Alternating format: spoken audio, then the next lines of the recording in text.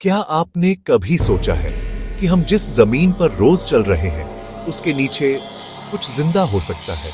Scientists कहते हैं ये सिर्फ नेचुरल वाइब्रेशंस हैं, लेकिन कुछ लोग बिलीव करते हैं कि ये वाइब्रेशंस एक एंशिएंट मशीन से आ रही हैं जो लाखों साल से चल रही है।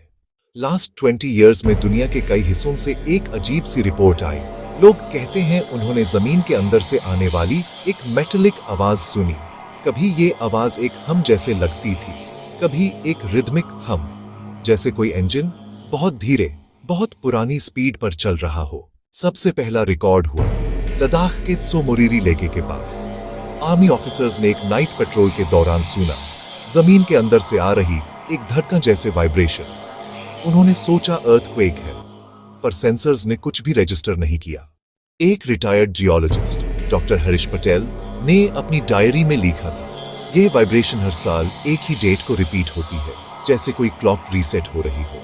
उन्होंने इसे स्लीपिंग गॉड्स नेटवर्क नाम दिया, क्योंकि उनके हिसाब से ये कोई नेचुरल प्रोसेस नहीं थी। Exactly same frequency 23.24 hertz Turkey के डेरिनकुयू केव्स और इजिप्ट के सक्करा पिरामिड के नीचे भी डिटेक्ट हुई। 3 डिफरेंट कंट्रीज, एक ही वाइब्रेशन पैटर्न। कोइंसिडेंस या कुछ ज्यादा? 2012 में एक क्लासिफाइड नासा रिपोर्ट लीक हुई थी। उसमें लिखा था कि अर्थ के क्रस्ट के नीचे कुछ कंसिस्टेंट मेटालिक इकोज मिल रहे हैं। रिपोर्ट तुरंत डिलीट कर दी गई। ऑफिशियल स्टेटमेंट आया डेटा एरर। पर क्या यह सच में डेटा एरर था? एंशिएंट टेक्स्ट्स में भी सोए हुए देवताओं का जिक्र मिलता है। ऋग्वेदा में लिखा है जब धरती सो जाती है तब उसके रक्षक जाग उठते हैं। हो सकता है रक्षक कोई सिंबलिज्म ना हो, बल्कि एक रियल डिफेंस सिस्टम हो जो धरती के अंदर छुपा हो। एक एनोनिमस रिसर्चर ने 2018 में एक मैप पोस्ट किया था जो सपोजिटली स्लीपिंग गॉड्स नेटवर्क का था। उस मैप में इंडिया, टर्की और पैसिफिक ओशन के नीचे कुछ एनर्जी नोड्स मार्क किए गए थे और हर नोड एक फ्रीक्वेंसी के थ्रू कनेक्टेड थी। 3.4 हर्ट्ज फ्रीक्वेंसी ये नॉर्मल साइज्मिक एक्टिविटी में नहीं मिलती, लेकिन ह्यूमन ब्रेन के अल्फा वेव्स से मिलती है। मतलब ये मशीन्स डायरेक्टली हमारे ब्रेन के फ्रीक्वेंसी लेवल पर ऑपरेट कर सकती हैं। लद्दाख के एक पुराने मॉनेस्ट्री में एक मॉन्क ने कहा था ये आवाज देवताओं की नहीं, धरती की है। वो जिंदा है और हम सिर्फ उसके ऊपर चल रहे हैं। ये लाइन सिर्फ एक प्रोफेसी नहीं थी, एक वार्निंग थी।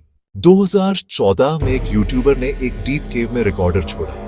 नेक्स्ट मॉर्निंग रिकॉर्डर एक लाउड मेटालिक थंप के साथ बैंड मिलता है। उस क्लिप में जो सुनाई दिया वो एक मैकेनिकल हार्टबीट जैसा था। साइंटिस्ट्स कहते हैं ये नेचुरल रेजोनेंस है, बिलीवर्स कहते हैं ये एक स्लीपिंग टेक्नोलॉजी है। पर एक बात दोनों मानते हैं, ये साउंड अलाइव लगती है। 2021 में रशिया में एक सीक्रेट ड्रिलिंग प्रोजेक्ट हुआ, डीप अर्थ रेजोनेंस स्टडी। एक साइंटिस्ट ने रिकॉर्डिंग लीक की और लिखा नीच खाली नहीं है।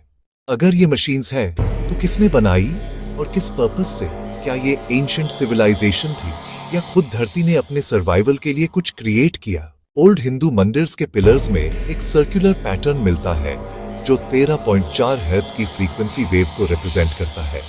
कोइंसिडेंस या एंशिएंट इंजीनियर्स ऑलरेडी जानते थे इसके बारे में? 2019 में डॉक्टर हरीश पटेल, जिसने पहले डायरी लिखी थी, वो बिना किसी ट्रेस के गायब हो गए। उनका लास्ट मैसेज था इट्स अवेकनिंग। 2030 में सैटेलाइट्स ने रिकॉर्ड किया अर्थ के कोर से एक रेगुलर पल्स आ रही है, हर 11 दिन में एक बार, सेम डेट सेम आवर, हर बार। एक्सपर्ट्स का कहना है जब वो पल्स आती है हमारे बॉडी के मैग्नेटिक फील्ड में भी चेंज होता है। मतलब हम और वो मशीन एक इनविजिबल लिंक से कनेक्टेड है। एक एआई साउंड एनालिसिस में किसी ने डिस्कवर किया वाइब्रेशन में एक पैटर्न है, जैसे कोई मैसेज एनकोड हो। ट्रांसलेशन ट्राई करने पर एक लाइन मिली, हम कभी गए ही नहीं। हर सिविलाइजेशन के एंड के बाद धरती ने खुद को रीसेट किया है, तो क्या अब वो फिर से जाग रही है?